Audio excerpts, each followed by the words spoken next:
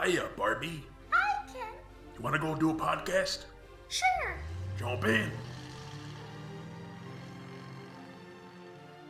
Mesdames et messieurs, Barbie et Ken, Kelly de Tourage, et tous les autres. Welcome to Binging Barbie, a Barbie movie podcast. I'm your host, Jay, and with me I have my wonderful co-host. Is it just me, or does he seem a little serious for a guy wearing a weenie suit? John! Oui, oui. Weenie.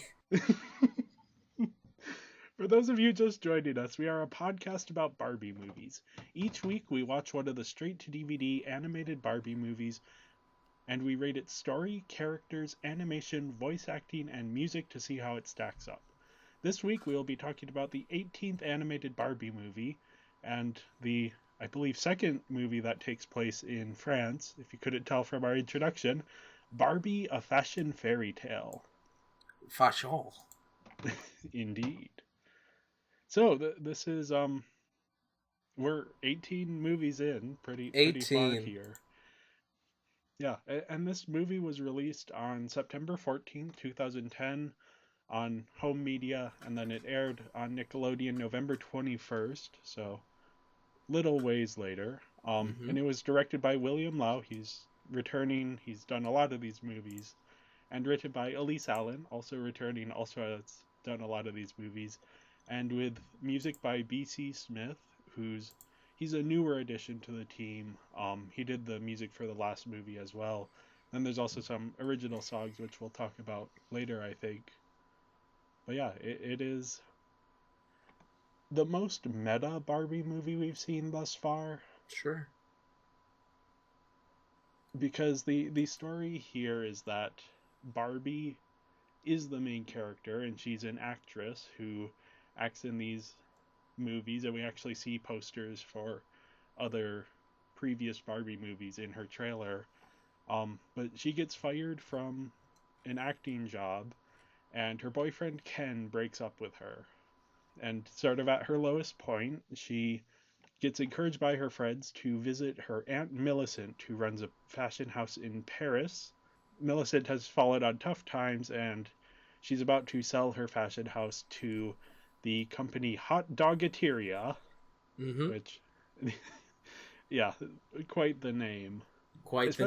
Especially when they bring it up first, it's in a French accent. It's Hot Dogateria. I don't know if I'd go just for the hot dogs. Yeah. At first I thought it was a rival fashion house, but no, it's just like a hot dog cafeteria. But anyway, Barbie and Alice, who's Millicent's assistant, discover this magic wardrobe inhabited by 3 fairies, which are magical beings. They aren't fairies, because they don't have wings, but they're called fairies because they enhance garments that inspire them. And their magic is tied to this fashion house that's being sold, so the group decide to put on a last fashion show to buy back the property. Meanwhile, Ken, who didn't actually break up with Barbie, he gets stuck in the plot of Planes, Trains, and Automobiles as he tries to reach Paris to set the record straight. He does, yes. Yeah, they're constantly cutting back to him throughout this whole story. And things are going well for Barbie and everyone else until Jacqueline, a rival fashion designer, steals the fairies to put on her own fashion show, but it fails since the fairies weren't inspired by the designs. So Millicent's show is a success, and they get all of the money back to buy the property, and Ken shows up at the last moment and reconciles with Barbie, and they all go to a party at the castle from the Three Musketeers movie. Yes. It's also somewhat revealed that all these past films are actually acted by this Barbie. Yes. We are seeing the behind the scenes here. Yes. Yeah, it is the most meta of any of these Barbie movies thus far. Yeah, I thought it was interesting that, this is the first movie where Kelly Sheridan was not brought back to play the Barbie character. Right.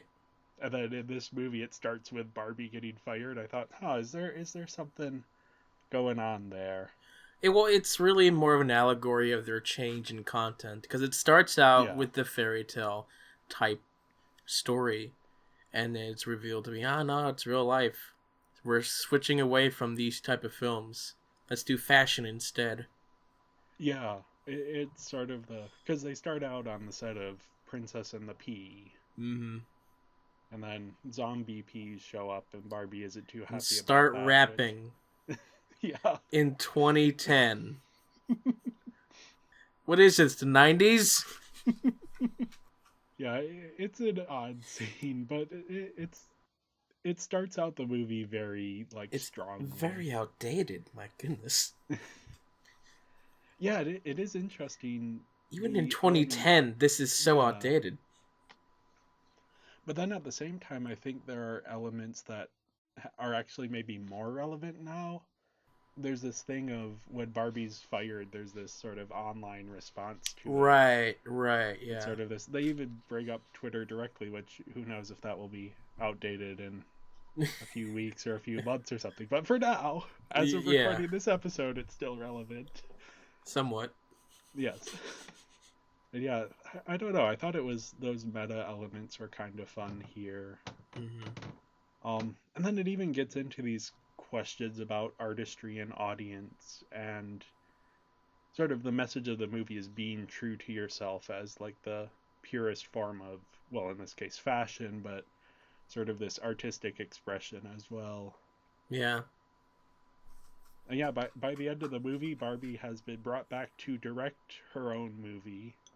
So don't think that will be affecting the real world directing here, but kind of a full circle moment. Right. We'll see what happens in the next film. Yeah. And as you said, sort of the symbol of this new direction that they're taking things in. But yeah, as for the story itself, it's kind of a simple story, but I liked it. It is very simple. It's the classic save the business type story. Yeah, with magic just kind of came out of nowhere. Yeah, it's just kind of stuck onto the plot like glitter. It's like, okay, let's do... okay, we're going to do these dresses. By the way, I'm reading this book about magic. And it just so happens that our store has this thing that has these magic fairies. Not fairies. Flairies. Very important distinction, apparently. Right, also just very convenient. Yes. Yeah, I think the flairies are one of the... they're a bit of an unnecessary element here. It's like they were writing this as they were going on along. Yeah. You know. I almost wonder if they were added on to be sort of a transition between sort of these fantasy Barbie movies and now presumably going forward what are going to be more based in real life type. Right, Barbie but they stuff. also want to get more of that quote unquote fairy merch. Yes. That was still going on at the time. Yeah, the flary merch, yes, perhaps, yes. for this one. Right, but I have... Why is nobody questioning these flairies showing up at the fashion show? It's like, why are these lights flying around? What are those bugs? What the heck? That dress turned into a different dress? What is this? Why is that boy's shirt turned into a suit? What is going on? At least they somewhat questioned the limos turning into carriages, but then they just move on along, and they learn how to ride horses very quick. I mean, yeah, it's definitely, you have to go in and kind of suspend your disbelief for some of this. Mm-hmm. And I almost wonder if... Well, I do think this movie would have worked without the flairies being involved at all. A bit more boring. Yeah. I don't know. I kind of felt like... I guess they do have... It adds a conflict. Mini arc. Yeah. It adds a conflict by having them there. It also adds a resolution. Yes. Kind of. So, it's an easy way to do things. I mean, yeah, back to kind of the story... I think there's a lot of fun supporting characters here. Sure. And even the message of the story kind of... influences each character in different ways. Mm-hmm. Where it's sort of, as I said earlier, it's about being true to yourself and expressing yourself. And Barbie's dog Sequin brings it up, but then it kind of gets brought back in different ways. Right. Barbie is sort of, she wants to direct her own movies, but the director who's on her Princess of the Pea movie doesn't like her ideas, so he fires her. And then we have Elise, who's the assistant at this fashion house, and her whole plot line is she's very unsure of herself in her own fashion designs. But then through sort of being true to herself and embracing her ability to design fashion, she actually saves the fashion house. And then it even ties into the villain's plotline, Jacqueline, who she fails because her work is not authentic to herself. She's copying other people's work. So that kind of leads to her downfall and then eventual sort of hint at redemption near the end. Glimmer has a story arc as well. Yeah, and hers is also sort of tied to her finding her purpose as a Flairy. And then realizing that she herself is a designer, not an enhancer. What does that mean? I don't know. Well, it's the difference between making the dress and dipping But the what dress is she in a vat gonna of glitter do glue. practically? Yeah, I don't know. The magic of the Flairies isn't really ever explained or explored. It's just kind of they throw glitter on everything, Mm-hmm. and then apparently that makes everything better. Sure. Now, the last thing I wanted to talk about with the story is Ken's subplot, Oh, yes. which I don't know. I just had so much fun every time they cut away to him. Is this the first Ken that we've actually had? Like an actual Ken? Yeah, the first Ken named Ken, because in Barbie Diaries, there wasn't a Ken named Ken. No. We've been calling all of them Ken for Yeah, all these films. That's But here we have an basically- actual Ken, and it's like, Ken! We have an actual Ken in this film. Yeah, and he ends up being one of the more compelling parts of the movie, A bit. where they know exactly when to cut back to him to keep things exciting with the main plot. Like, each time they cut back to him, there's something funny going on. Right. He makes a Kind of. child cry. Yep. I was waiting for the mother to show up and be mad at Ken. That the child is just left alone. Yeah, what was that child doing by himself on that plane? Although I guess Ken is also technically a minor. Oh. Even Yeah. though, yeah, he and Barbie don't act more like adults than kids, but Why are they allowed to do things? yeah, I think Barbie's supposed to be 16 and Ken's supposed to be 17, and they both just Paris. yeah, they by both just herself. fly out of the country by themselves. And Barbie has like a full-time acting career and also full-time school. But yeah, it's a movie, so they can kind of get away with that kind of stuff. Sure, yeah. I think it just goes back to what we said in the beginning. It's simple. Yeah. It might be a good symbol for you. I would have liked something more. Yeah, for me, the two different plots going on at the same time kind of they didn't really add to each other's complexity, but cutting back and forth, I think they did that very well in a way that kept the energy up and kept the movie flowing. So I gave it a 4 out of 5. Yeah, I gave it a 3 because it was too simple of a story concept. It had to happen once because Barbie in fashion, but still. Yeah. Now, The speaking fashion of, show itself took a long time. yeah, I mean they were building up to it, so it didn't bother me that much. It got to a point where I was like, okay, can we move on now? I get it. Dresses, pretty, sparkle. Yeah, we'll talk about the actual dresses once we get to animation, because Sure. But yeah, speaking of Barbie, she's the first character on our list. She's really more of a point of view character here. Like, she doesn't have that much of an arc. It starts out with something, but then she gets put to the side for everyone else. Yeah, and I mean, she does have, like, looking at the whole movie, she has an arc where she starts out, she's, her acting career isn't going the way she wanted because she isn't able to make sort of the creative decisions she wants to. And then at the end of the movie, she gets hired as a director.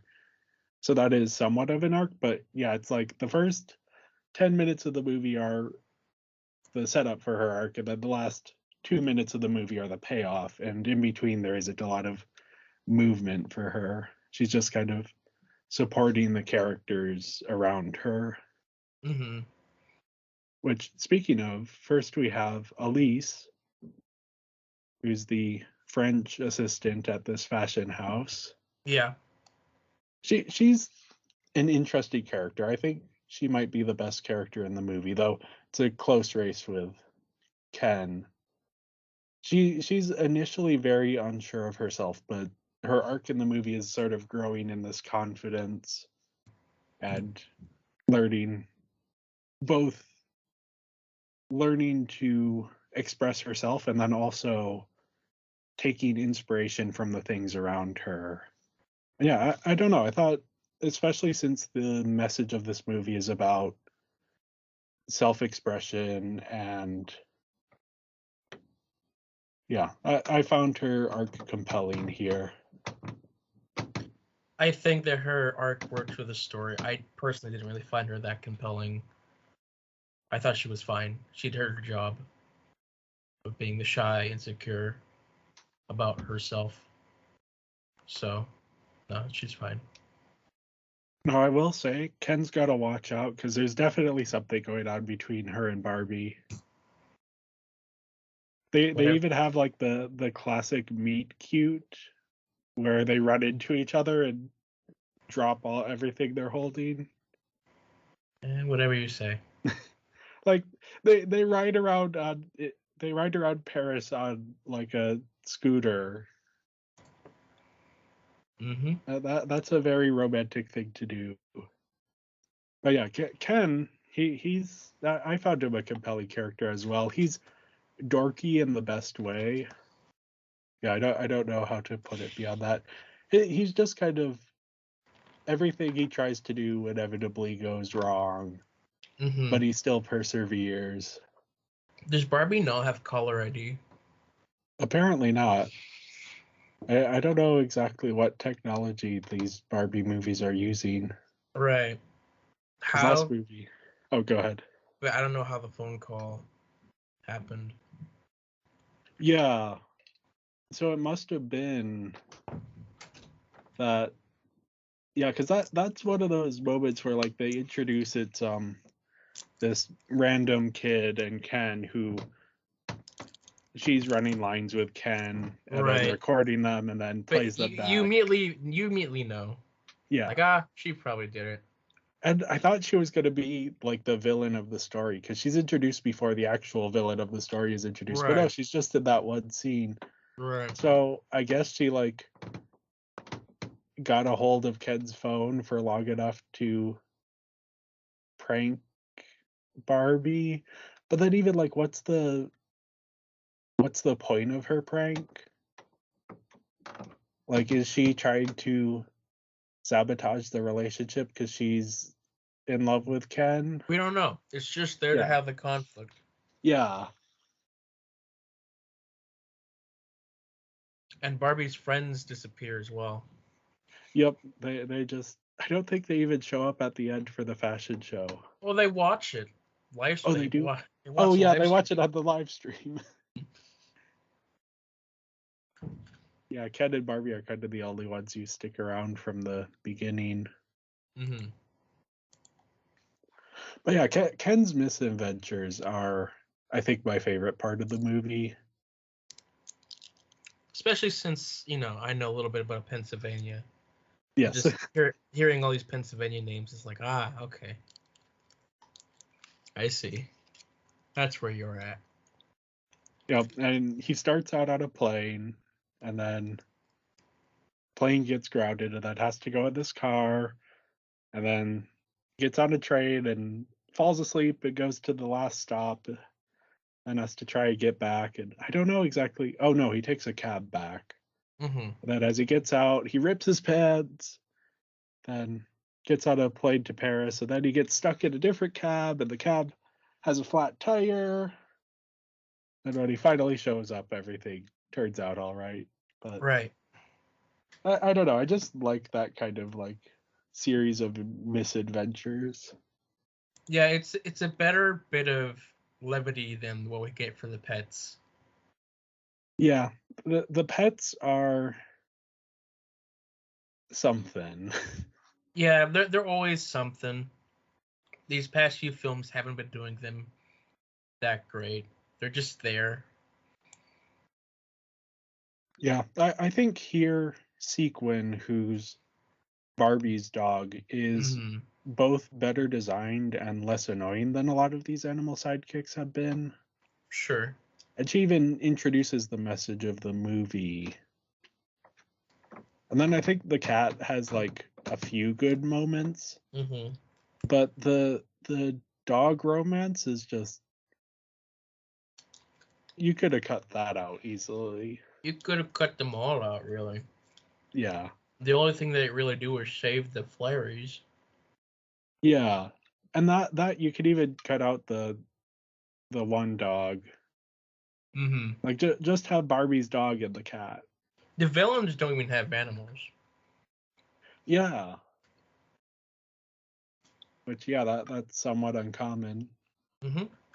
Which, speaking of the villains, we can jump over to them. We Okay. have Jacqueline. She's the leader of these two villains.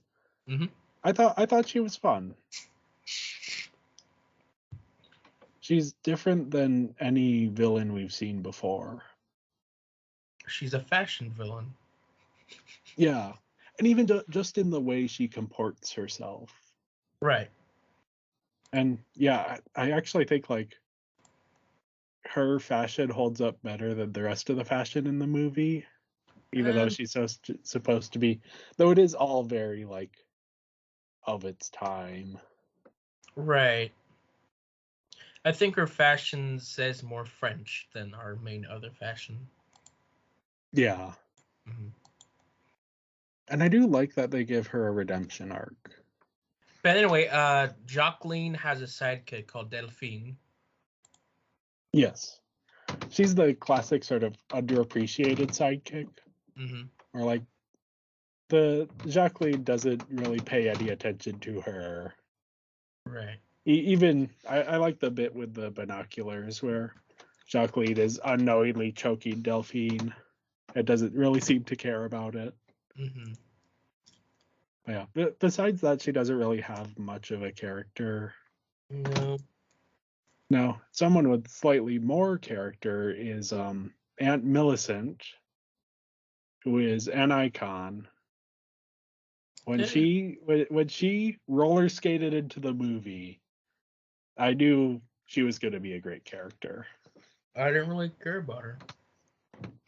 I thought she was so much fun. Mm.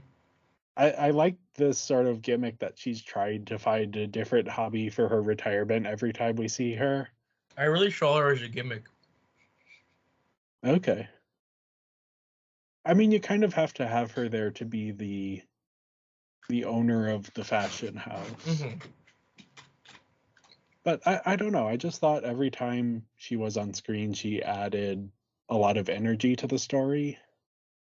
Yeah, she's also in running to be my favorite character in the movie. Okay.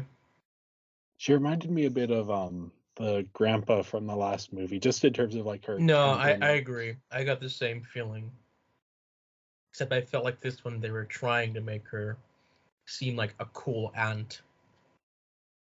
Yeah, I thought she was genuinely a cool ad, not just Okay. that they were trying to. But yeah, last up on my list, I have the Fairies. Mm-hmm. Ooh, they're less annoying than they could have been. Sure. They're there. Yep. They sparkle things. Yep. And you mentioned Glimmer's sort of subplot. I Subplot. do think that, well, maybe subplot. Yeah. I do like that they gave her something to do, and she's the only of the Fairies that actually stands out much as like an individual.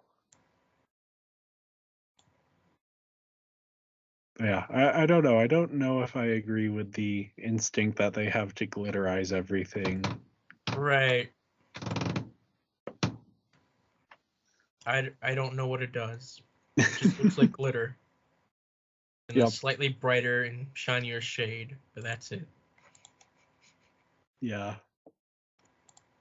But honestly, maybe besides the one dog, there aren't any characters in this movie that I dislike. Maybe the director. Yeah, but you're But supposed to he's dislike him. written to be that way, yeah. Yeah. And I mean, who doesn't like zombie peas? I don't. Yeah, I guess they are an odd idea. I thought it was a funny moment, but Mm-hmm. definitely bad judgment as a director on his part. But yeah, I don't know. I found these characters interesting, and I like that a lot of them had subplots. So Yeah. I gave the characters a 4.5 out of 5. Yeah, I gave it a 3.5. While I'm not as intrigued by them, there is a little more effort put into making them unique in a way. Yeah. Now on to the animation. Animation. First one makes sense. Yeah, it's a bit hit or miss here. It does its job Yeah. of being there. I think anytime they show it raining, it looks spectacular. Like there are shots of Barbie walking around Paris while it's raining with her umbrella, and that is the best the movie looks. That one shot, yeah, I agree. Even just her in Paris wandering the streets when it's raining. I think the lighting is more dynamic. It's a little bit, the colors pop more. And there's even a later scene when Ken is being driven to a train by a farmer where it's raining, and I thought they did like a wide shot, and I thought that looked pretty good. Okay. But anytime they're in broad daylight, it's a little bit less flattering, especially the streets of Paris. Mm-hmm. The lighting just isn't very dynamic. There aren't a ton of shadows, and the colors are very flat. And Paris doesn't really look much like Paris. Was there a shot of the Eiffel Tower even? Not that that would be more Parisian. From a but distance, from a huge Yeah. distance. When Ken shows up. Yeah, because everything is like pastel, bright colors. Yeah. The streets are pink. The streets are pink, aren't they? Yeah. It's a bit of an odd design choice. And it probably makes things like visually a bit more engaging for kids. But I would have liked to see what they could have done with a more realistic approach. Because that might make the fashion stand out a bit more if it's contrasted with the sort of more rounded portrayal of Paris. Mm-hmm. But yeah, I thought the character models actually looked pretty great. They're okay. They work, as usual. Yeah. I think especially the major characters. Sure. Yeah, it isn't nearly at the level as some of these other Barbie movies that we've Right, seen, but yeah. it's better than some of the other Barbie movies we've seen as well. Yes and no. Yeah.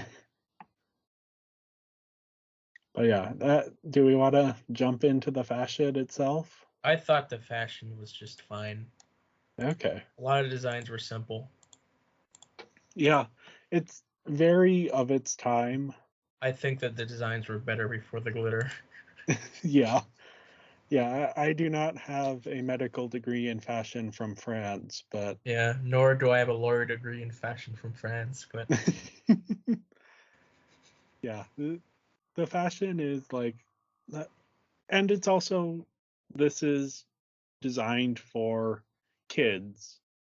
So maybe putting glitter on things as a kid, you're more into that idea than sort of even as a teenager, which these characters, a lot of them are.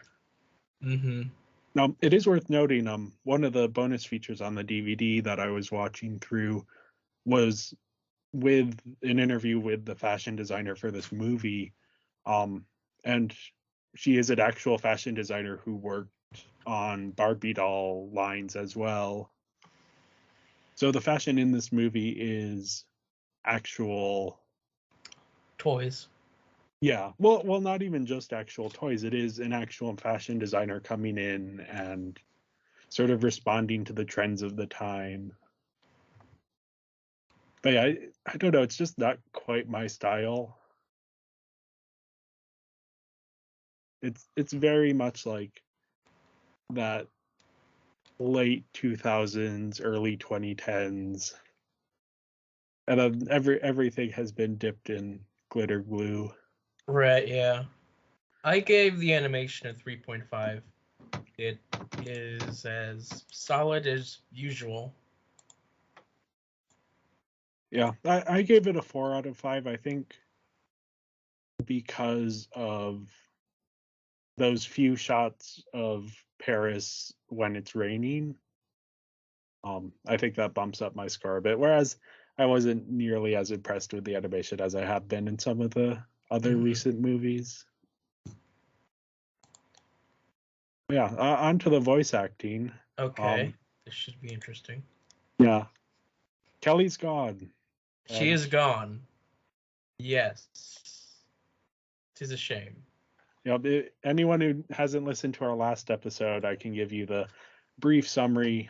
Kelly Sheridan was not brought back for this movie. Sort of, Mattel wanted to take the series in a different direction that was more modern and more focused on fashion. So, as part of that, Kelly Sheridan was not invited back for this movie, and instead they have Diana Karina, Mm-hmm. who I thought she did a good job. I thought she did a good job trying. Okay. I will not fault her performance. She does a good performance.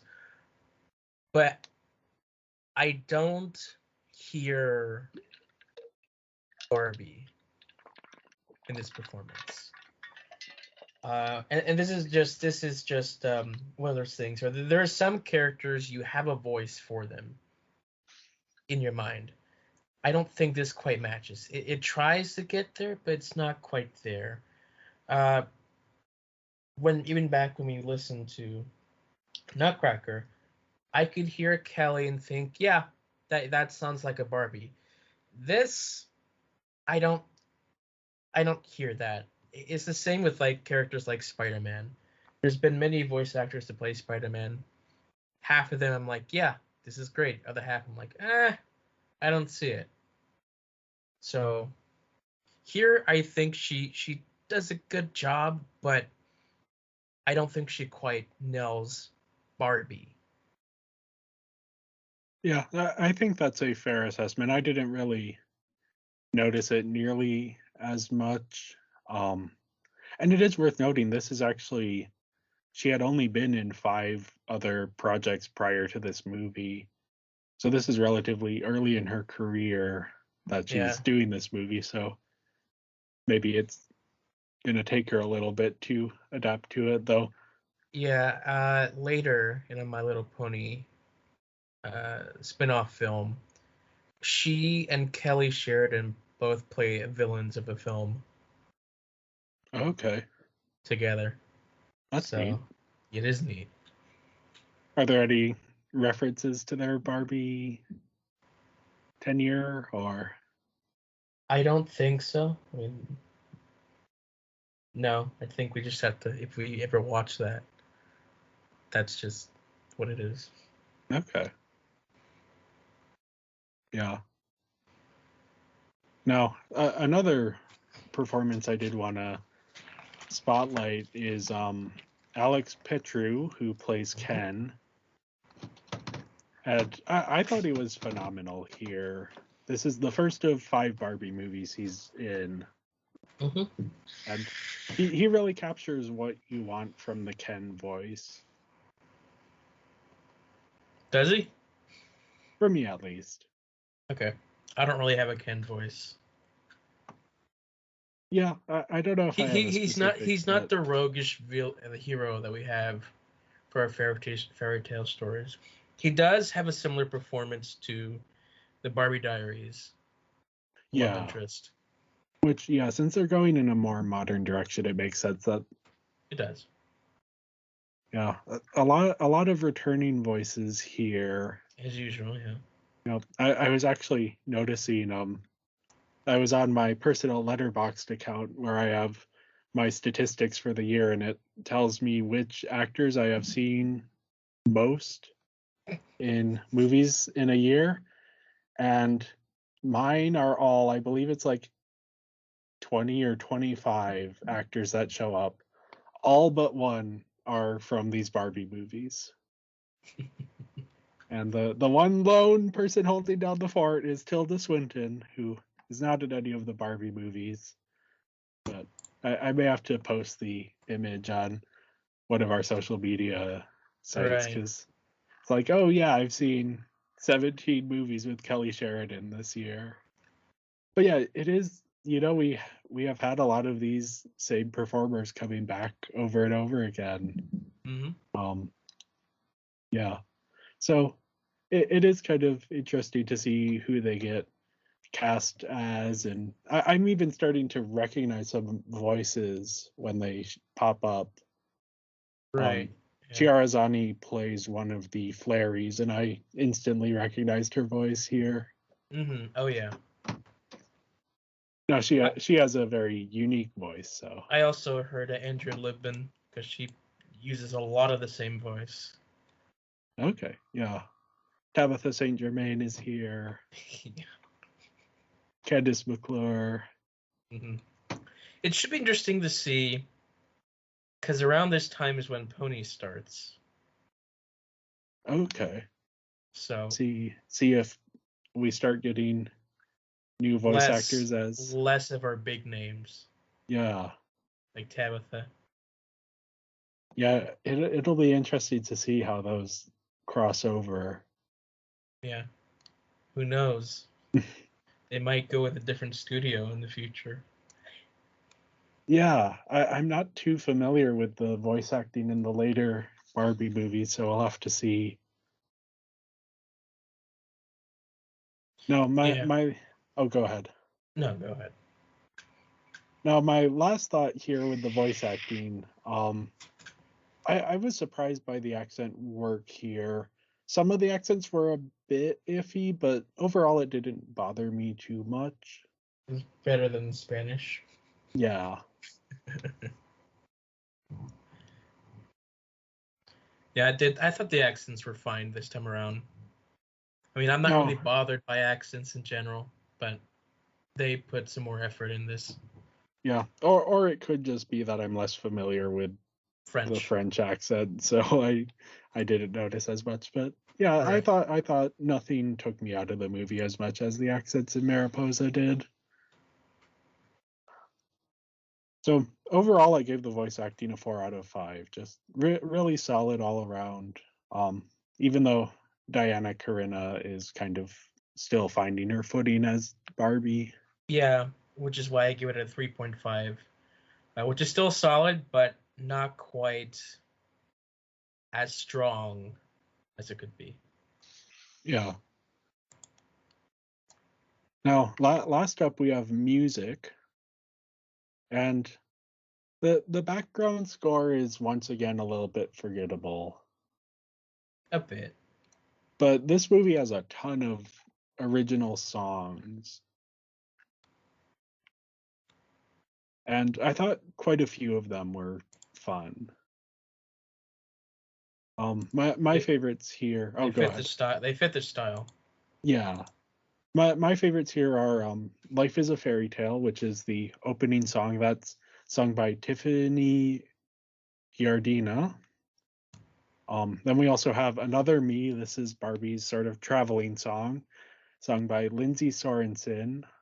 I was not as big a fan of Get Your Sparkle On by Rachel Bearer. That one was maybe a little bit tipped into the area of being annoying, but I could see how it would, as like a kid, it really gets you in. And then there's also Un Bon Journée by Simon Wilcox, which is sort of this, as they're exploring Paris, and it's actually in French, or I believe it's in French. I don't know enough French to say if it actually was, but it sounded like it was in French. That's all that matters. Yep. And then this isn't a specific song, but the music that they play when Barbie is on the runway, I thought that was kind of a fun little medley of music. The only piece of music that took me out of the film was Who Let the Dogs Out. Yeah. During the fashion show, when the dogs had their own little too long bit. Yeah. That was the part of the runway medley that didn't work quite as well. Mm-hmm. But I thought the rest of it was fun. And I might, so some of these Barbie movies I've gone back and listened to the music. And this one, I might be listening to a few songs in the future. Specifically, I think Life is a Fairy Tale is a fun one. And Another Me. Not Another You.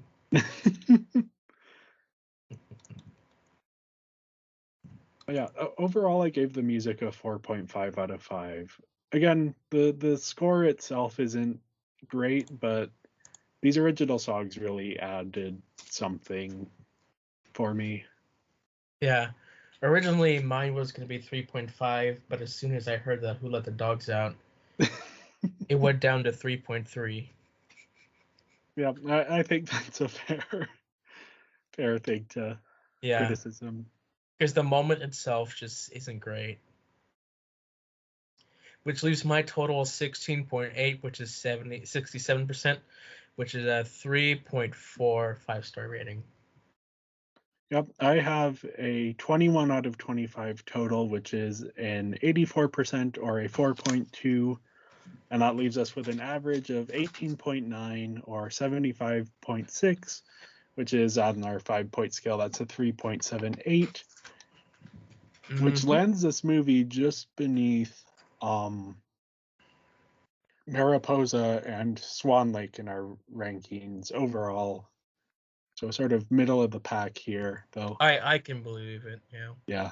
For me, I believe it falls in my top half. For you, maybe in the bottom half. Lower half, yeah.